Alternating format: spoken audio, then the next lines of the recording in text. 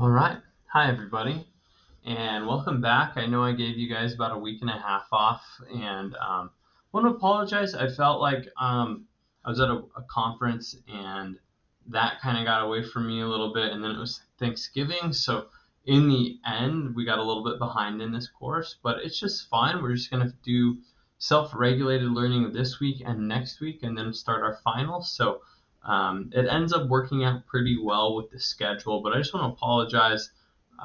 Don't try to shirk my responsibility of getting good content made, but just two crazy weeks came out of the blue, and yeah, you don't need to hear my excuses, but we're back at it. So we're in self-regulated learning still, and self-regulated learning is, I think, a really important concept. It's very idealistic, and I'm teaching this with that idealistic mindset in mind. And so as we discuss self-regulated learning, I decided today to put a huge emphasis on practice. I think if something is idealistic and theoretical, sometimes it just feels like pie in the sky. But if it's idealistic and it's rooted in practices, maybe we can actually attain some of what we're going for here. And just feedback from you guys as we've been doing this, a few of you did mention to me that self-regulated learning does seem hard. It seems kind of like something outside of your control a little bit. So this is where I was probably going to go with this anyway, but based on that feedback, I've really looked into the research for implementation on self-regulated learning with a huge eye towards practice, and that's what we're going to cover today and next week as well. So let's get into it. Let me hit the present button. Start from beginning. So we're going to mainly focus on 4 research-backed methods for implementing some self-regulated learning principles into your classrooms. The idea is infusion. It's not overhaul. We're not looking to throw out the rest of our instruction. We're simply looking to infuse it with some SRL principles as a warm-up, as a micro lesson, that kind of thing. So, all right. Recap. What is self-regulated learning? It's been a few weeks. It is a concept that refers to the student's ability to understand and control their learning environment. Okay? It in general entails 3 things. A student is able to identify the learning situation that he or she thrives in. Preferred learning situation. Identify the learning situation that he or she finds themselves in, okay? And then adjusting that environment to fit with that which he or she thrives in. Those are the 3 main skills. And of course, this is requiring a great deal of metacognition, a great deal of socio-emotional awareness. It's requiring a student to think for a moment, this isn't how I understand math. Let me ask the teacher to change this or that about the learning situation so I can understand math. It's very advanced. And again, that's why some of you made the comment, this feels a little bit idealistic or pie in the sky. And so I'm going to really focus on the practice today. Before we get there, though, what self-regulated learning is not, I think this is key. We don't want to just confuse self-regulated learning with social-emotional intelligence. Right? Just because someone is really clued in on social situations or they're emotionally mature, that doesn't necessarily mean they have SRL down. And it's not simple. And this is my this is kind of my rant 2 weeks ago. There's a lot of concept mappers who like to take SRL and just equate it to something simpler than it is, such as the growth mindset, such as just maturity, such as resilience. And I just want to debunk each of those real quick. Let's start with maturity. Just because someone gets older does not mean they can self-regulate their learning. It does not mean they possess metacognition. Okay, I know a lot of adults who do not know how they learn, and are not aware of their learning preferences and are not even aware that they're learning when they're learning. Okay? I know plenty of adults that do not have SRL skills. In the same way, let's debunk growth mindset and resilience. Let's just take them part and parcel, even though they're slightly different. I really think it's a little reductionist to slap growth mindset on self-regulated learning and say, hey, you've had a really hard life, you've had a tough upbringing, do you know what you need? Growth mindset. And do you know what that means? You're going to set a goal and you're going to get there. Sometimes I feel like growth mindset is ignoring motivation science, which tells us that motivation is tied to our limbic systems, our ability to be forward thinking. We've covered this in this class. You don't need to hear my rant again. But our ability to be forward thinking and goal oriented is a faculty that's developed in our limbic systems. And if we are in a constant survival situation, such as some of our students are, our limbic systems are abnormally developed or underdeveloped. And therefore, just saying make goals, be a goal setter, be someone who overcomes the odds, don't become another statistic. You need a growth mindset. You need to think about where you are and where you want to go. And you can do it if you work hard and put your mind to it. That, in a way, to me, is ignoring cognitive science, which is telling us that these students, they don't actually need growth mindset. They need a meal. They don't need growth mindset. They need someone to comfort them in a learning environment that is really, really allowing them to use their working memory properly. So resilience, of course, is fine. There is nothing anti-resilience about SRL, and I personally am not anti-resilience.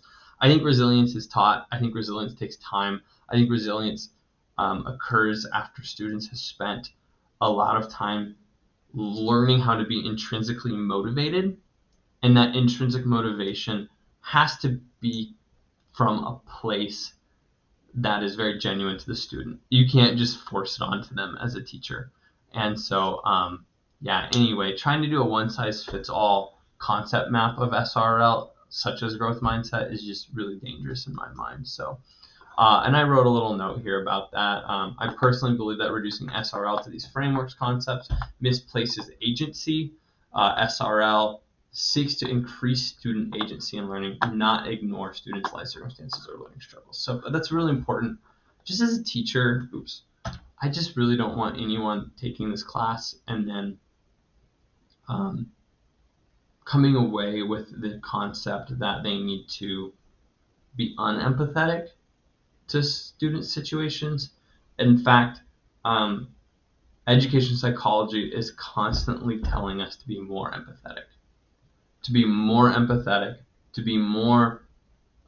focused on systems that lead to problems, not the problems themselves, and that we need to be really active in being advocates for our students and helping our students feel comfortable in this classroom. And if we can get there, then naturally a lot of learning will occur. But yeah, we can't just skip that comfort level thing. So, all right, move on. That's our recap. Let's go into how do you foster self-regulated learning. Again, to some people, I'm going to reduce this, it seems like a pie in the sky. It seems like a unicorn. How do you get kids to teach themselves is kind of the question we're asking. How do we get a kid to advocate for their own learning, advocate for their own learning preferences?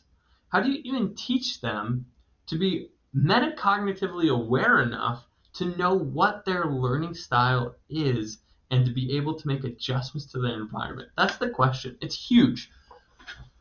And I do just want to bring up 4 main practices that can be taught and practiced.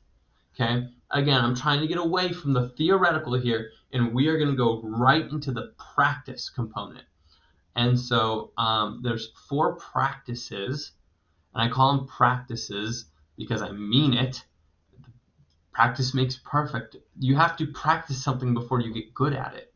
And so these are 4 things that you can actually do with students, okay? There's nothing theoretical about this anymore. These are 4 things to do with students.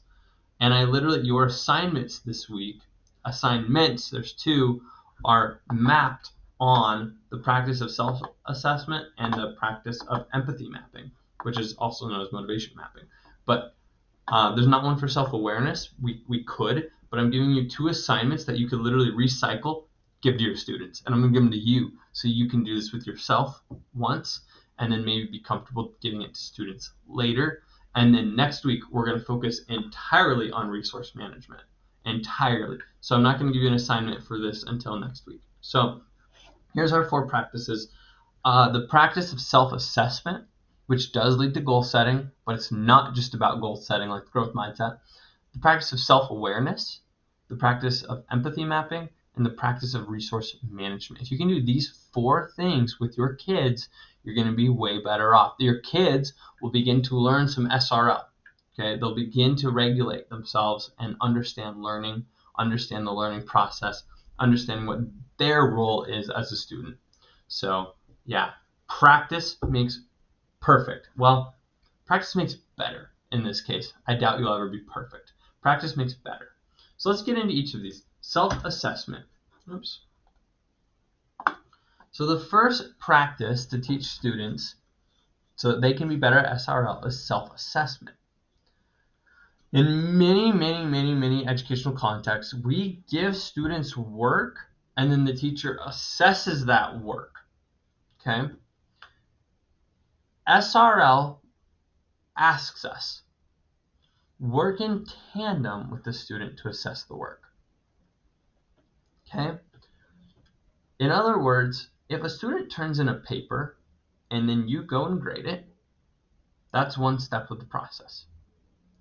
If you can sit down with that student and have a conference with them and ask them what they think about the paper and what their strengths and weaknesses are, then they are going to get a lot more out of that assessment. Christine, if you're watching this, I know you do an amazing job of doing that with students, and you probably do that because it is the practice of reflection and assessment, and it's helping students become aware of themselves as writing students. So that's why you do that, and it's such a great practice.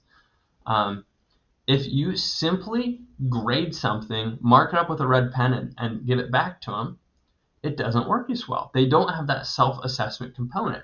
Math teachers, math is really tricky because you grade it, you turn it back to them, and they either got it right or they don't. They got it wrong. So that's why we have students show their work so that we can pinpoint an error in a certain spot in the process, and then we work with those students and help them think about the problem, think about their solutions, think about the process, so then they can, next time they get to it, they can do it themselves. So a self-assessment is really the student looking back on his or her own work and being able to assess if they did well or not. They have to know what they know and they have to know what they don't know. So obviously you can do this with the students with the aid of worksheets or guided discussions, which is how I would recommend. This is kind of the training wheels, giving them a worksheet. And that's what I'm going to have you do as well for this assignment number 1 in this week. But just keep in mind, you're not actually trying to get to the social emotional yet. You truly just want to know, or you truly just want to teach the student to be able to say, I'm good at this part of algebra, I'm good at this part of writing, I'm bad at this part of writing, I'm good at this part of science. You're not really getting into like the time management component, the resource management component. You're not getting into the socio-emotional on if students are feeling like they have, the ability and self-efficacy to do something well. You're not there. It's simply, I can do math or I can't do math. Okay? So to practice this, and this is an assignment that you can do with your students, you're going to do a self-assessment on your algebra skills. And I picked that because all the students in here in this class are not math students. So I think this would be really useful. So you can get this on Moodle. I'm having you do a self-assessment where you are going to complete this and then turn it in for a grade. This is worth 10 points. And you are going to go through it's a very short list, 7 skills in algebra. And you are going to mark it 1 through 4. 1 meaning I really struggle with this. 4 meaning I have this down. You are not actually doing any math. You are not actually solving any equations. You are not doing algebra. You are simply reflecting, these are the parts of algebra I'm good at, these are the parts I'm not good at. So you can see solving for x in a simple equation, like a y equals mx plus b, solving for x in a complex equation. Okay, this is something that's getting a little longer. You're going to have to do division, multiplication, addition, and subtraction, not just a few carrying in and circling it. Now, even the ability to define what that is a part of this reflection, okay? So if you are like, I don't even know what a complex equation is, well, then the struggle is real, okay? Solving for both x and y using substitution. I remember learning my substitution rules.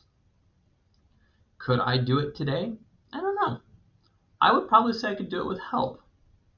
Using the quadratic equation to solve a polynomial. Maybe you're like, oh yeah, I just covered this in algebra last week. 3, I can do it well. Or hey, I'm an expert. I got this down. 4. Nice, good work. Using FOIL to create a polynomial out of coordinates. Hey, I feel really good about this. I can FOIL something. I remember how to FOIL. No problem. So I'd put a 4 for this. Solving equations that contain logarithms. I don't even think I understand what a logarithm is, you guys. I literally don't even know. So I would put a 1 here every time. There is 0 chance I could solve a logarithm right now if you gave it to me. And solving equations that contain fractions, I think I could probably do it with help. So I'd go down this list. You're going to go down this list. You're going to complete this assessment for yourself, giving me a 1, a 2, a 3, or a 4 for your own algebra skills. And then you're going to look at your highest, and you're going to tell me, how do you know it's your highest? I know I can FOIL.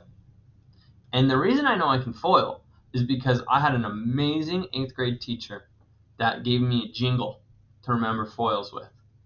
And I can remember the jingle, and I remember the smiley face that gets created by a FOIL.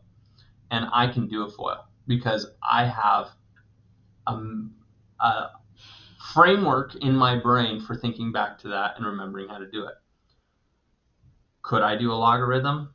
No. How do I know that's my weakness? Because I don't even know what a logarithm is, quite frankly. I have 0 clue. I don't get it. Something about tens and hundreds and the thousands and zeros, and I don't get it. So I couldn't even identify the term correctly. So what type of resources? Well, this is where we'll get into resources soon, but this is a big thing.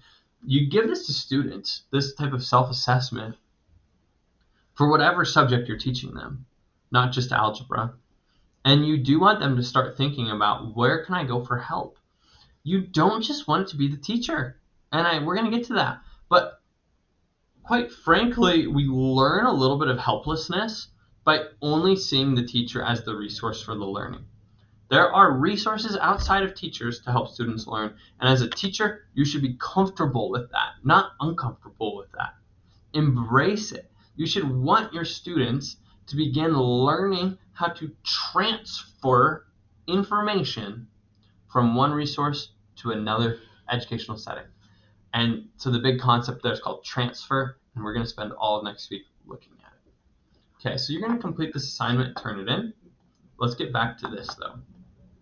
It's completion score, by the way. So the algebra self-assessment that you'll do is not perfect. It's not all the skills. It's invented by me. I don't know algebra. I'm not a math person. But it kind of can show you how the self-assessment would work. There's nothing socio-emotional about this. It is pure skills. Students who are strong at SRL will actually do that kind of thing mentally, right? If you have I think there's a lot of English people in this class. You probably can think about a paper right now and go, I don't need help writing an introduction. I don't need help writing a conclusion. I don't need help writing body paragraphs. I do need to look up my MLA format on the Purdue OWL. I do need to maybe get someone to proofread some of my grammatical components. And I'll probably use Grammarly as I write just to make sure that some things are right. But I do need to take the time and proof it and maybe have someone I trust look over it too, because my grammar is not the strongest. That kind of thing, right? That's metacognitive thought. That's self-assessment of writing. Okay. So if you get, wow, typo there. Students eventually use these types of self-assessments to develop a goal. Again, this is not a growth mindset goal. It's not SEL. It's simply, I want to get better at logarithms. Okay. Sometimes people tell you to use SMART goals, but in this instant, SRL actually tells us you just need goals. You don't need SMART goals. You just need to know this is what I'm weak at, and here's how I'm going to get better at it. Okay. Let's continue on to principle number 2, the practice of self-awareness. There's no assignment with this component. Self-assessment, that's the previous one, is academically focused. Now we're on to self-awareness, which is not academically focused. This is SEL world, okay? Students who are self-aware not only can identify their strengths and weaknesses and set goals, but they're also able to make decisions accordingly in order to reach those goals. Okay, it has to be practiced though. So you need to give your students thought starters so that they can develop this self-awareness. So here's kind of some ideas. Tell your students to think, how long do they need to study? What do they need to study? What resources will they use to study? How many times do they need to study? What type of things do they need to do? Okay, here's what really self-aware thinkers think. This is how they think, okay? I'm going to need to study extra for this next test, so I probably need to tell my friends I cannot hang out on Thursday night. That is a time management skill. That's a very mature way of thinking, okay? That is self-regulated learning at its peak. I'm giving up Thursday night with my friends because I know I need to do this to get the score I want. Here's another thought. Someone might think, this is tricky. The teacher isn't explaining it in a way I get. I need to find some good YouTube videos to learn this in a different way. YouTube's a poor example. I need to talk to my friend about it. I need to go to the tutoring center about it. I need to get online. Okay? You start thinking to yourself, I know I need to understand this, but rather than just giving up the minute the teacher doesn't fit my learning preference, you go and you find what you need to learn on your own. It's huge. That's so hard. Do you do that? I hope I do that. I don't think I started doing this till my graduate work. I really don't. I don't think I did any undergrad work with this level of SRL.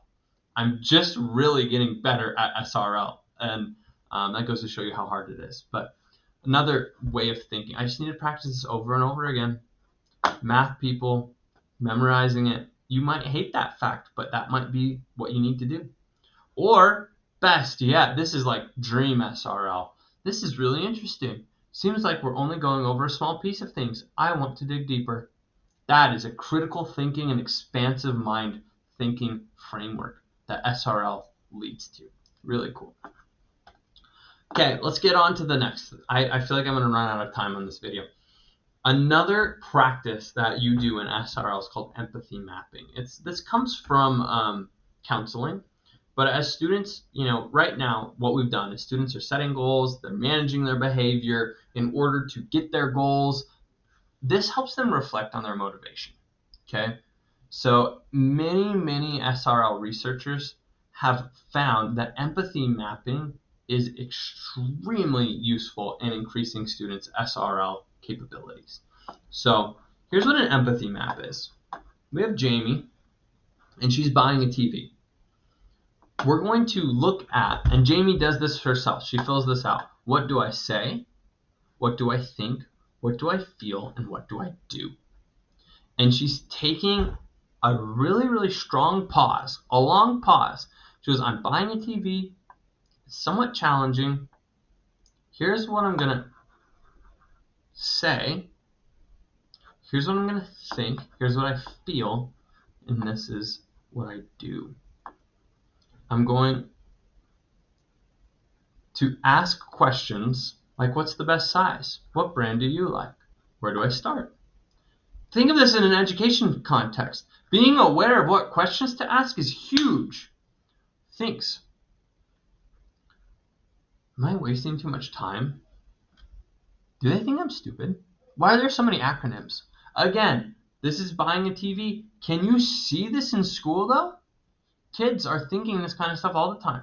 Feels, overwhelmed, fear, inadequate, anxious, excited, unsure who to trust. Jamie had a typo, y'all.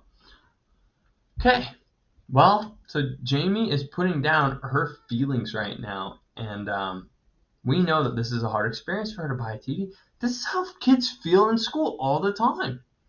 And finally, what does she do?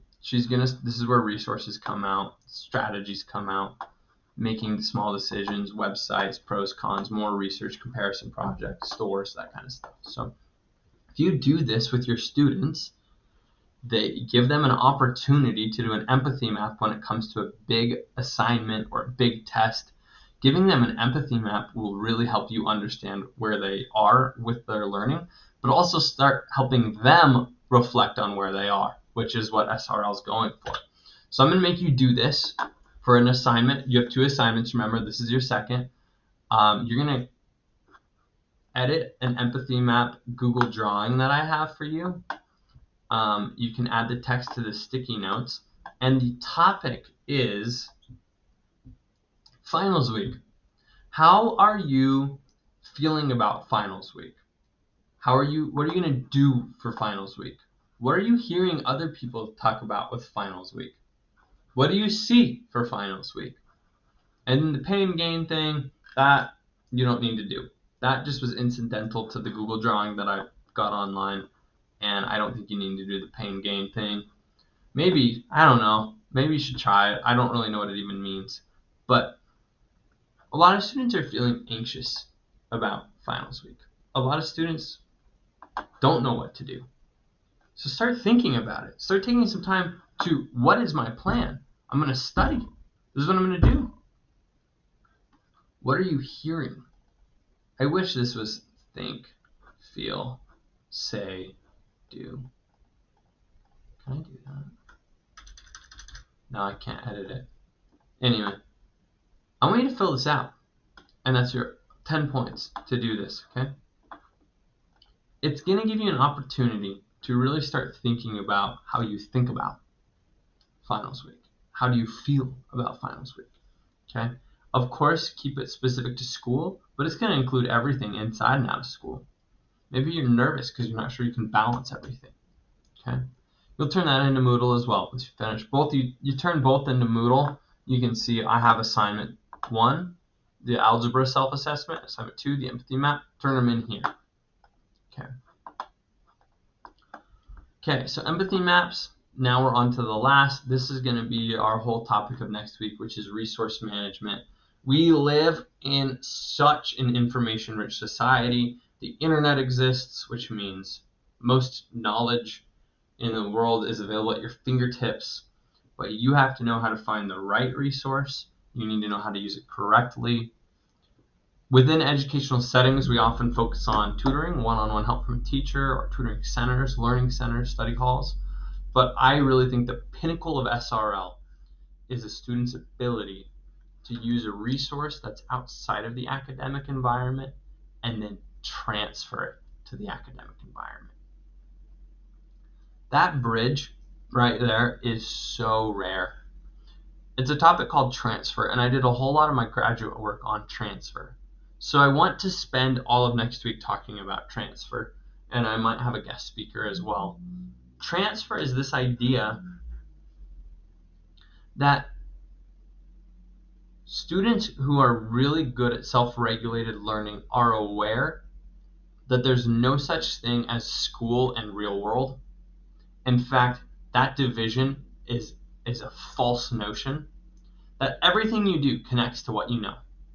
And your goal is to learn how to use your learning in a way that affects your academics and affects your work life, it affects your home life, and knowledge is power. We'll get into it. I don't need to go drone on and on and on about transfer. Well, that's the end of this video. I hope it's helpful, y'all. And let me know if you have any questions with these assignments. They're a little bit tricky, but you'll do great. See ya.